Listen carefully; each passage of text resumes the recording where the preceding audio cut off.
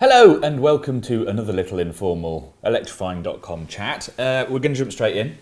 This morning we're going to talk about Tesla. Now there is no other car company that keeps our news pages and our forums busier than Tesla.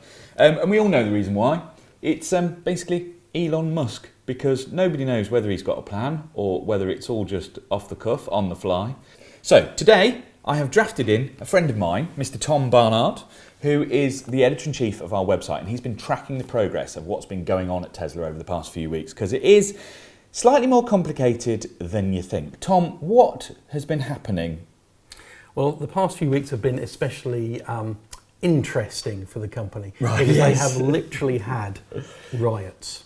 Really? What, properly? Proper riots in China, yeah. What have they been doing? Have they been breaking up? What have they been marching at car dealerships? It's all about price cuts. So people in China have got very upset, as have people in Britain, but we've been a little more perhaps gentle about our objection to the price cuts. But it kind of starts off with the share price. So if you look at the share price over the past sort of few months, in April, a Tesla share was $382. That sounds like a lot. $108 in January, and today $160. So if you're a shareholder, you're going to be a bit upset. So it's like that, isn't it? Yeah. It's a bit up and down. And the thing is, we've been watching this, and if you're a Tesla investor, it's a bit like betting on horses, because it's not. Car companies like to be quite regular, don't they? They like everything to be known and to work through it. And Tesla's just like boof, boof, boof, things coming in, and he tweets things, and it really affects the market.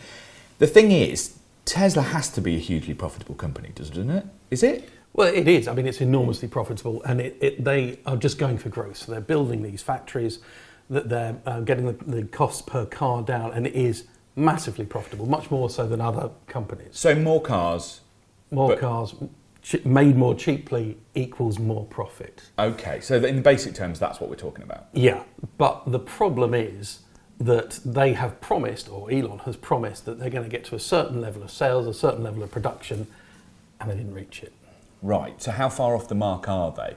Well, in December, they said in 2022 they were going to get to a certain amount of cars, and I think it was about 100,000 off. Okay. But they tried really, really hard to get to that total. So in the UK, for example, we started to notice that there was a little bit of perhaps an issue with those sales figures, because they started to give discounts on the cars they had in stock. And they did something called pre-registering, which is where the company puts number plates on the car itself, registers them to the company, and then sells them at a discount. Now that, in this market where there's big waiting lists, that was really unprecedented. Never really happened. So there was like £7,000 off. Free options, free supercharger miles. Free supercharger, now I heard about that. Yeah. So it's kind of, it's an option that's on it to get you into the car, but it doesn't count anywhere else, does it? So it feels like you're getting free stuff. Yeah. Didn't they lose the parking sensors on? Yeah, this is another thing. We're not quite sure why they did this. If you ask Tesla, they say that the parking sensors disappeared because they're going to a camera-based system and it's just not ready yet. Yeah, it's new technology. They'll update it via an over-the-air update.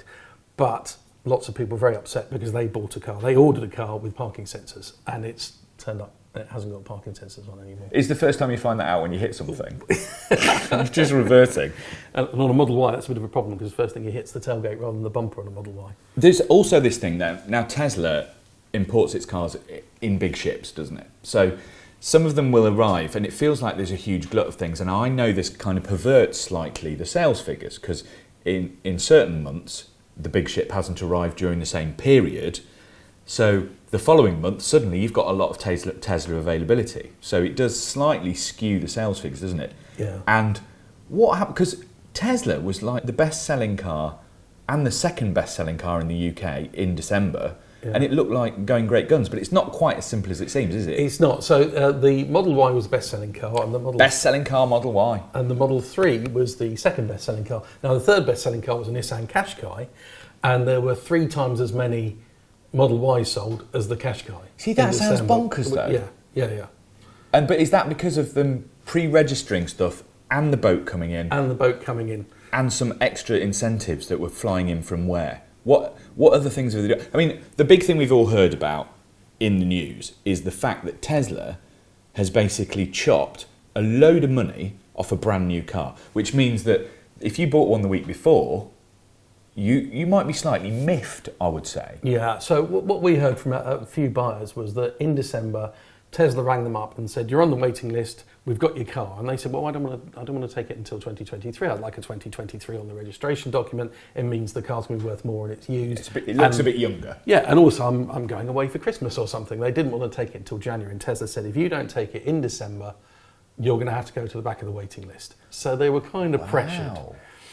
And so they're like, okay, well, I'll take delivery. So they took delivery, and then they're driving around in their car. They quite like it. But on January the 13th, Tesla say, right, price cuts, up to 20% off, up to £9,000 off the price of the car. I mean, £9,000 is another car in my world. Yeah. You know, that's quite a hefty drop. Yeah. And what did Tesla say was the reason for that? Well, they said the reason is that they've been able to get costs down in production. So what, by £9,000? I mean, it's entirely possible that they could have done. I mean, maybe there's exchange rates or something. But if you look at it from a consumer point of view, and you were being especially cynical, if you buy a Tesla, you have to go online to buy it. Yeah, it's an online-only business, so they don't have traditional dealers. You can go and see them at certain kind of installation. It's like a big shop, which is a thing that cuts down loads of cost because you don't get that involvement from a dealer who then puts a markup on it. But it means that it's very directly related to the manufacturer as well, doesn't it? So if they change something, it changes then. The dealer doesn't absorb any of that. But what it also means is that because of the legals in the UK, you get a 14-day cooling off period if you've bought something online. Now, Tesla did the price reduction on January the 13th, which is exactly 14 days after the last people took delivery of the cars in December. Oh, Elon. Come on now. That's very clever, but also a bit sly. Yeah. I mean, I know that a lot of people, from what we've been talking about online in some of our forums, have said, well, if you're happy with the deal that you paid for your Tesla, then, you know, just get on with it, crack on. But if I bought a house that was exactly the same as my neighbour's house, and then they said the neighbour's house was 20% cheaper a couple of days later, it doesn't matter how much I liked the car or how much I was impressed with the deal, I'd still be a bit annoyed because the second-hand value obviously becomes a lot less. But what happens if you're talking about, you know, when you borrow money to get a car on a PCP, what happens when suddenly a new car is worth that much less because your resale's gone all to cock? Yeah. Your money gets more expensive. So what does it do to the second-hand market for Teslas? Yeah, well, this is where it got really interesting because Model 3 prices were going down by 20% a year anyway, which is a massive, massive amount. Yeah, that is a lot. But what happened was with the finance, so PCP and leasing costs. Which is what a lot of them are on. Because most of them are on because of the way so they take into account the resale value after 3 years or however long your agreement is. Yeah, so you're, as a consumer, when you're paying the finance, you're just paying that depreciation. Yeah. And for a while afterwards, so what was it, a week afterwards, the resale value of the Model Y in particular hadn't been adjusted. So you were suddenly £9,000 cheaper. So your finance over those 3 years was basically £9,000 less. And it meant that, I mean, I was writing a story on it, which is how I know. As it was happening, taking screen grabs, because I was doing finance calculations on a Model Y, and it was £466 a month if you put £5,000 down. Was it like a ticket, like a load of gambling things? It was just changing every 30 seconds? Well, not quite, but it was like £466. Now, putting that into context, a Vauxhall Corsa was 468. So it was. So you could have a Model Y. You could have a Model Y cheaper than the cheapest electric Corsa on a PCP, which was nuts. So I'm furiously typing this story. Furiously trying to buy one. yeah. And then I went back to check on the interest rate on the website. Yeah. After midday, gone up to £733. Wow. So that's what, a 57% increase in the finance over the course of like a couple of day. Yeah. So I was like, right, what's happened here? So what had happened is that there are experts, and they're normally called CAP HPI. Yes, we know who look at the residual values of cars, and they have a crystal ball, and they predict what cars are going to be worth in 3 years. Yeah. And they called Tesla in and said, what do you think you're doing? Did they actually get them into like the office and sit down and stuff? Yeah. So they get them in and they say, what's happening? So Tesla say, okay, we're going to increase the supply of these cars and the cost is going to be less. So CAP go, okay, well, they're going to be worth less in 3 years. Yeah. Obviously. Fair enough, yeah. So it went down by, what was it, £11,000, the resale value, predicted resale value by £11,000. So it went up to 733. Now, I was kind of hoping for my story, because I had to write that story off, that it would mean that the Model Y was now more expensive on finance than it was before, but it's still about £100 a month cheaper than it was in December. Right, okay. See, the thing that I don't get with this is that when Elon's playing with this stuff, because it wasn't that long ago, in 2022, they put prices up overnight, not by as much, but they kind of take the prices and they make corrections in real time, which I've never seen before in the car market. Like, when we buy cars, everything's got predicted values for CAP and all that kind of stuff, but Tesla seems to just go, oh yeah, it's £2,000 more tomorrow, and then it's £9,000 less now. Is this Tesla being disruptive, or is it Tesla being slightly naive about how the car market works? What's your opinion? I think they're slightly naive. So they haven't got many people from the car industry doing that. They're just looking at other industries and saying we're doing things differently. And in some ways, that's great. Well, that's how they got where they got, isn't it? Tesla's been disruptive and forward-thinking and kind of freewheeling a little bit, has got them where it needs to be. But then it doesn't match the rest of the car industry. So are we listening to the car industry as we know it and getting a bit freaked out that Tesla's doing something weird, or is it just bonkers? Well, I think that there are certain parts of the car industry that need that kind of predictability. So the insurance is one, and we've seen that Tesla insurance groups are the same as a Porsche 911, even for like a basic car. And then there's this resale value thing. So if you're a finance company and you're having to look at the finance on a car in 3 years' time, you're going to err on the side of caution, because you don't know what Tesla's going to do. Because you lose. Yeah, you don't trust them. Yeah. And I think if you're a consumer, there's the DFS effect. What's that? Well, you know, the DFS sofas, Yeah. If you go to buy a sofa from DFS, you expect a deal. And you look at the price on it and you go, I don't know, is it going to go down tomorrow? Is there going to be a Friday sale? Yeah. Is it going to go up? Is it going to go down? I don't know. And you don't really believe what the salesman's going to tell you. So that's what consumers have with Tesla now, I think, is that they just don't know what the right price is. And I think the problem is that every time Elon gets it in his head to do something like tweet or chat about something, I mean, there's a sort of forward planning meeting or announcement coming, and we're in just before February now, on March the 1st, isn't there? Yeah. So he could, in theory, throw another little grenade in there. That's the risk of this, is that we're looking on this far too short term, and he's actually got something big up his sleeve, and that, you know, he likes to do things differently, and maybe at that March the 1st announcement he's going to say, here's the new small car, and it's a golf-sized car that's £25,000 and does 300 miles, in which case we'll be looking quite silly. Game changer. But it feels like sometimes Elon quite likes the drama. And drama in the car industry actually isn't good for markets. Yeah. Because we're buying cars at the end of the day. We've got money invested in this stuff as a product, not necessarily in Tesla. I have no Tesla shares, by the way. Do you have any Tesla shares? No Tesla shares. And no so Tesla. We get accused of either being, what do they call us? Musketeers Short sellers. Anti-Tesla. So you can't win. Basically, if you're positive, you're a musketeer, and if you're negative, you hate Tesla. You can't be in the middle. But if you've got money invested in this stuff, and Elon doesn't sort of, his caution is very lacking sometimes, it throws everything out the window, and we just don't know what's going to happen next. And things like, you know, I was really excited about Cybertruck, but I never thought they'd get it going. It's just been put back to 2024 for scaled production. Things like someone putting a ball through the window. Then there was a conspiracy theory that he meant to do that, and it was, you know what I mean? It's like watching a soap opera with Tesla. I actually find it quite interesting because it is disruptive, but if I'd got one, I might be a bit more worried. I mean, what's next? What's going to happen? Well, there is one possibility that we haven't considered yet. That he's a genius and we don't know what's going on. Is that rather than do a small car like everybody else, the Model 3 and the Model Y become the cheaper Tesla. So they moved. Would something come in? No. So if you think about Mercedes when it wanted to do a smaller car, or BMW when it wanted to do a smaller car, to go down market and to nick some of the not the down bigger market, share. value for money. nick some of the share of those big selling cars. What it did is it made the 1 Series and it made the A-Class. So instead of Tesla making a smaller car, it just makes the Model 3 cheaper and cheaper and cheaper until it's the price of a Focus or a Golf. Yeah, but if they don't change the cars, everything else is catching up and getting better, isn't it? Like at the time of filming, Polestar's just announced the Polestar 2.